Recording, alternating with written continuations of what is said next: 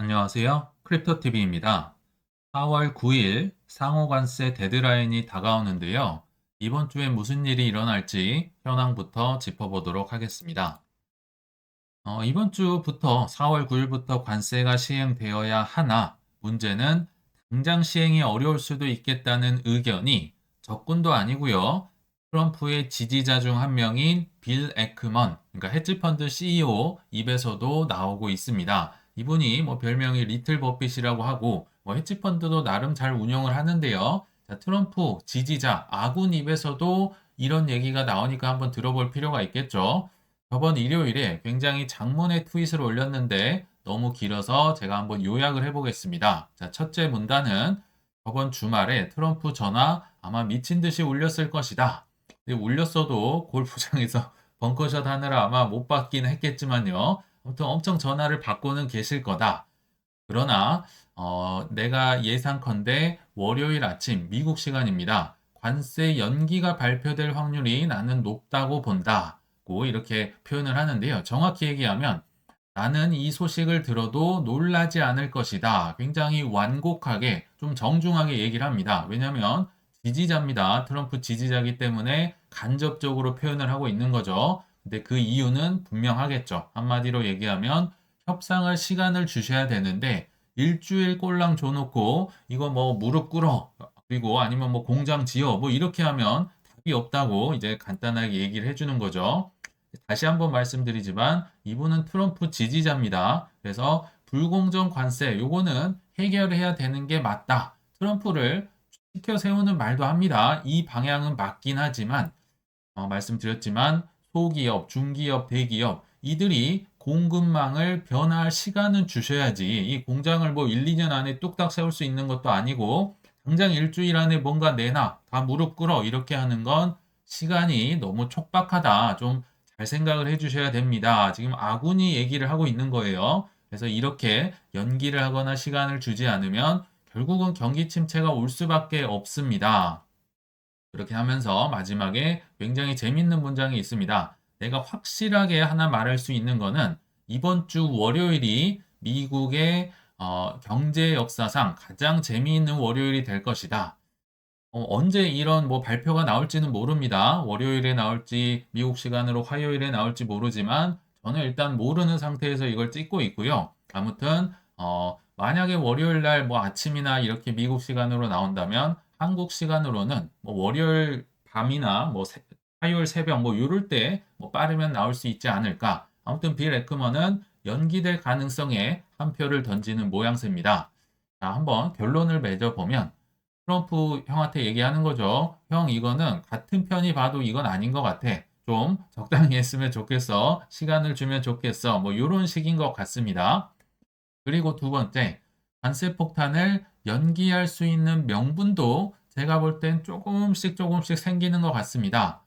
이걸 아군의 요청이라고 봐야 될지 반란이라고 봐야 될지 모르겠지만 아무튼 요청이라고 하면 트럼프 왕이 얘기해 주겠죠. 당신들이 그렇게 원한다면 내가 좀 들어주겠다. 뭐 이럴 수도 있을 것 같아요. 무슨 얘기냐면 굉장히 최측근이죠. 그리고 매그니피센트 세븐 기업들이 다 민주당 거기 지지를 하고 있을 때 오직 이분만 트럼프를 밀었었고 실제로 당선을 시켰잖아요. 근데 이 일론 머스크조차 유럽과 미국 관세는 없었으면 좋겠다라고 공개적으로 얘기를 합니다. 그러니까 간접적으로 트럼프에게 약간 반기를 드는 거죠. 유럽은 20%뭐 이렇게 맞아야 되잖아요. 근데 제로를 희망한다라고 하면서 근데 트럼프를 이제 직접 이렇게 비난을 할 수는 없으니까 그 관세 책사 중에 나바로라는 분이 있습니다. 관세 강병파 이제 나바로도 비난을 합니다. 이 관세 작품을 만든 사람이 뭐 정확히 얘기하면 두 명이 있습니다. 이 관세 책사 나바로랑 상무장관 하워드 루트닉이 있는데요. 또 하워드 루트닉은 머스크와 굉장히 친합니다. 한때 일론 머스크가 하워드 루트닉을 재무장관으로 밀 정도로 서로 각별한 사이거든요. 그러니까 트럼프도 비난하기 그렇고 하워드 루트닉도 좀 그렇고 그러니까 나바로를 잡아서 굉장히 강도 높게 비난을 직접적으로 했습니다. 그리고 이 친구가 하워드 박사 출신이거든요. 하버드 박사 이거 좋은 거 아니야? 뭐 학위까지 들먹이면서 굉장히 강도 높게 지금 최측근이 관세 정책을 비난을 하고 있는 이게 뭐 반란인지까지는 모르겠지만 아무튼 부담이 될 겁니다. 트럼프 입장에서도요. 그리고 미국과 베트남 기업들도 트럼프에게 베트남에 대한 관세 46%를 좀 연기해 주시면 좋겠습니다. 중국 다음으로 힘든 게 지금 베트남이거든요. 이 46%는 어마어마한 숫자입니다. 그리고 실제로 베트남 총리가 바로 이제 좀 꼬리를 내렸었죠. 미국에 대한 관세 우리도 좀 낮추고 싶다 하면서 유화 분위기로 가고도 있고 또 월가라든지 기업들이나 은행들이 지금 스캇벤센트에게 다 달려가서 니네 형 좀 어떻게 해봐. 좀 낮추면 좋겠습니다. 좀 어떻게 힘 좀 써주세요. 다 우르르 몰려와서 얘기를 하고 있다고 합니다. 그러나 이 관세 작품은 스캇벤센트의 작품이 아니죠. 그래서 요새 좀 삐져 있다고 제가 말씀을 드렸었는데 아무튼 이들 입장에서는 아군이 요청을 하는 뭐 스캇벤센트든 누구든 아군이 형님 좀 봐주시면 좋을 것 같은데요. 좀 연기를 하셨으면 좋겠는데요. 이렇게 요청을 한다. 트럼프 입장에서도 명분이 있으면 조금 선택할 가능성이 조금씩은 올라가고 있구나 이런 생각이 드네요. 자, 근데 아까는 뭐 이게 아군의 요청인지 반란인지 헷갈릴 수 있다고 하면 이거는 확실히 아군의 반란도 있었습니다. 자의가 아니라 타의로 관세를 연기할 가능성.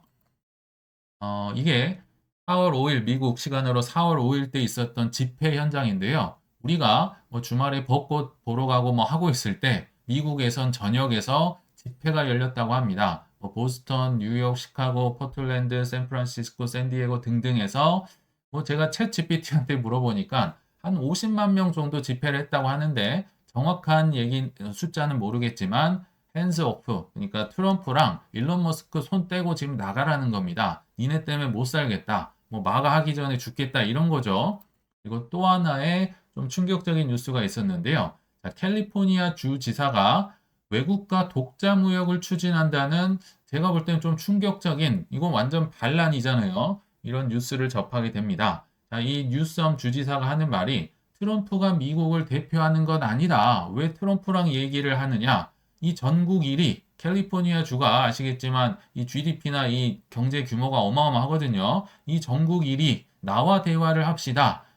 트럼프에게 가지 마세요. 우리는 열려 있습니다라고 충격적으로 지금 어, 본인 주만 이제 살 길을 찾는 방법이 나오고 있는데요. 자, 이거는 사실 헌법에서는 주지사가 이렇게 관세를 좌지우지할 권한은 없다고 합니다. 그럼에도 다 죽게 생겼으니까 반란을 지금 일으킬 수밖에 없는 상황에 처해 있지 않나 생각이 들거든요. 자, 타이로라도 제가 볼 때는 바이든 타이든 고율 관세를 조금 연기를 하든지 아니면 이에 상응하는 유화책이 나올 가능성이 그래도 조금은 올라가고 있지 않나 개인적으로는 생각이 드네요. 앞으로 어떻게 될지 뭐 코앞에 있으니까 뭐 조만간 결과를 볼 수 있지 않나 생각이 듭니다. 그리고 이제 투자 쪽 얘기를 한번 해봐야겠죠. 정말 최악의 상황인 만큼 여기저기서 이런 얘기가 유튜브만 키면 들리는 것 같습니다. 현금을 늘리세요. 조심하세요. 더 떨어질 수 있습니다. 수만 가지 이런 얘기 많이 들어보셨죠? 그리고 실제로 사람들이 현금을 늘리고 있습니다. 농담이 아니고 1경원이 넘는 돈이 놀고 있다. 정확히는 MMF에 들어가서요. 미국 투자자들이 현금 보유를 지금 역대 최대로 많이 하고 있는 거죠. 그러니까 이렇게 불안할 때는 현금이 최고요 하면서 모아가고 있는 것 같은데 제가 하나 자신 있게 말씀을 드릴 수 있는 게 있습니다. 뭐 유튜브든 기사든 강연이든 현금을 좀 늘리면 좋겠습니다. 조심하셔야 됩니다. 이런 분들이 있다면요. 강의나 책으로는 돈을 많이 버실 수 있을 것 같아요. 왜냐하면 지극히 합리적인 얘기잖아요. 그러나 투자로는 돈을 못 버실 가능성이 저는 매우 높다고 봅니다. 자신 있게 얘기할 수 있어요. 왜 이렇게 얘기를 할 수 있을까요? 제가 분명히 우린 다 알고 있어요. 공포에 사서 환희에 팔라고 하는 거, 싸게 사서 비싸게 팔라고 하는 거 누구나 다 알잖아요. 근데 이렇게 싸지면 왜 이렇게 다들 현금을 늘려라, 조심해라, 더 떨어진다, 이렇게 바뀔까요? 이게 저는 정말 어, 잘 이해가 안 되는 거예요. 뒤에서도 말씀드리겠지만 굉장히 싼, 역사상 정말 싼 기회에 지금 우리는 주식이든 코인이든 놓여 있는데 왜 이때 조심을 하고 탐욕을 부린다든지 아니면 못 사는 걸 안타까워하는 건 제가 이해를 하겠는데 왜 조심을 하고 현금을 늘리는지 도무지 이해가 안 돼서 제 식으로 초등학생 스타일로 제가 한번 이야기로 와닿게 말씀을 드려보겠습니다. 초등학생들이 이러고 논다고 해요. 자, A가 B한테 얘기합니다. B야, 너 나 정말 끝까지 잘 따라하면 내가 너한테 10,000원 준다. 그러니까 B가 그래 내가 따라할게. 끝까지 따라할게 하겠죠. 그래서 A가 얘기합니다. 1층엔 사과가 있고 그러니까 B가 1층엔 사과가 있고 A가 2층엔 바나나가 있고 그러니까 B가 따라하죠. 2층엔 바나나가 있고 A가 3층엔 포도가 있고 B도 3층엔 포도가 있고 얘기를 합니다. 그러면서 A가 뭐라고 하나요? 자, 3층에 뭐가 있다고? 그러면 여러분도 한번 풀어보십시오. 뭐라고 대답을 해야 됩니까? 일단 대부분의 사람들은 포도라고 얘기를 합니다.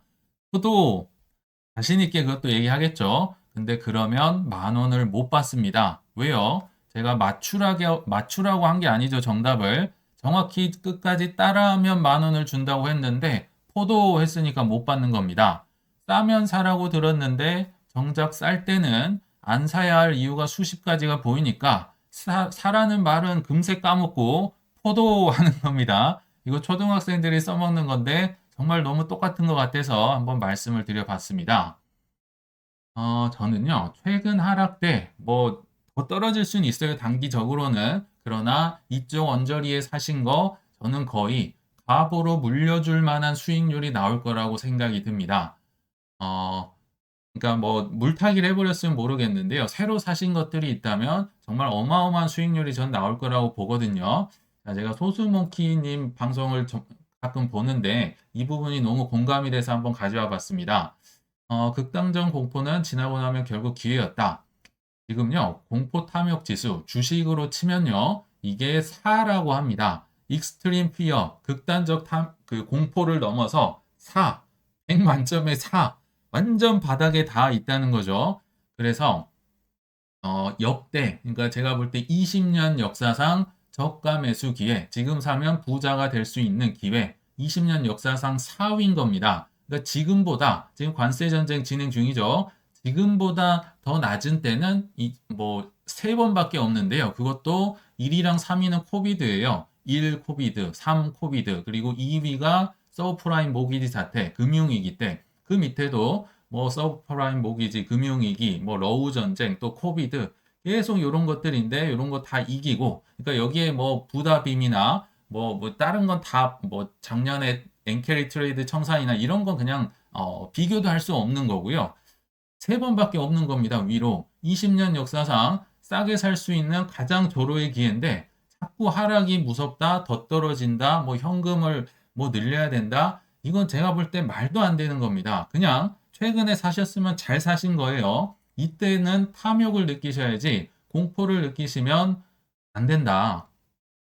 자, 그리고 요새 침체 얘기 많이 나오죠. 올해 내에 침체 확률 60% 뚫고 올라간 거 보셨잖아요. 근데 또 제가 경험상 침체 얘기가 나올 때가 그때가 사실 침체입니다. 앞으로 나오는 게 아니에요. 지금 침체니까 침체가 될 것이다 얘기가 나오는 겁니다. 왜요? 침체 때는요. 그 누구도 정부의 대통령 제롬 파월 그 어떤 사람도 침체라고 얘기를 해주지 않습니다. 그 누구도 얘기를 하지 않아요. 왜냐면 본인 무덤만 파는 거잖아요. 나 때문에 침체가 왔다. 그래서 지나고 나면 침체를 알 수가 있습니다. 심지어 2022년도에는 우리가 다 아는 그 엄청난 침체를 겪었지만 아직까지도 미국에선 그 어떤 누구도 공식적으로 침체라고 얘기를 하지 않습니다. 22년도 침체가 아니라고 하는데 참 그러니까 침체는 얘기가 나올 때가 침체다. 지금이 거의 저점 언저리에 있다라고 보시면 그냥 정확하실 것 같아요. 제 생각에는. 근데 그럼 너는 어디서 돈이 나느냐? 많이 말씀드렸잖아요. 금도 팔고, 주식을 해지로도 하고, 현금도 10% 이상 가지려고 하고, 그럼에도 돈이 떨어지면 결국 방법은 남들이 안 하는 걸 하셔야겠죠. 월급의 일부, 월급은 받으실 거 아닙니까? 월급의 일부를 힘들지만 사시고, 당분간 외식 적게 하고요. 쇼핑 적게 하고, 여행 안 가셔야겠죠. 그쵸? 남들과 다르게 해야 돈을 번다면서요. 근데 항상 들리는 건 뭐 마이너스 내가 70%다, 뭐 80%다, 언제 오르냐 이게 아니라요. 남들 놀고 먹거나 한탄하고 있을 때 나는 그럼 절제를 하셔야 되고 공부를 하면서 조금이라도 사셔야 마이너스가 줄어들 거 아닙니까? 세상에 공짜는 없다는 걸 다 아시면서도 정답은 포도 하시면 안 된다는 겁니다. 그래서 오늘 결론을 한번 맺어 보는데요. 저도 코앞의 방향까지는 잘 모르겠습니다만 확실하게 말할 수 있는 것 두 가지를 말씀드릴게요. 자신 있게 말씀드립니다. 첫째, 최근의 폭락은 저는 반드시 회복될 거라 생각이 들고요. 둘째, 지금은 많이 떨어지니까 뭐 지금은 저가에 샀든 고점에 샀든 다시 다 마이너스가 크니까 또 다들 고만고만해 보일 수 있겠지만 폭등의 시기가 오면요. 그들의 격차는 10년, 20년 벌어도 따라잡지 못할 정도로 어마무시한 차이가 벌어진다. 요거 제가 확실하게 얘기할 수 있습니다. 왜냐면 제가 겪어봤으니까요.